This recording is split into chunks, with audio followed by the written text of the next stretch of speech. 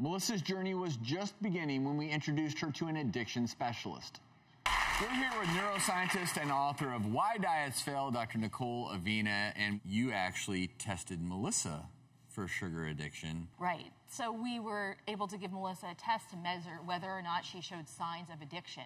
And you scored on this test in a way that was the most extreme answers to the questions that were asked. The questions asked things about whether or not you respond to food in a way that most people would respond to drugs.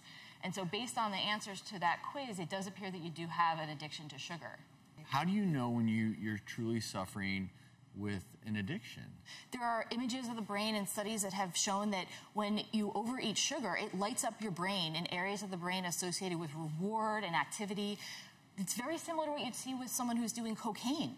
The first step in making a change, though, realizing that a lot of times the sources of sugar in your life are hidden.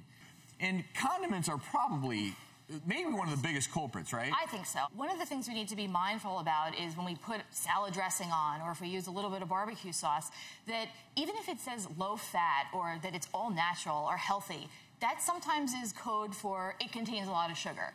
Looking at how many grams of sugar are in the product is something that you need to be aware of. If you turn the bottle, the box around, you start reading ingredients, you can rest assured if one of the first few ingredients is some type of sugar, it's loaded with sugar. But it's not just sugar. Right. High fructose corn syrup.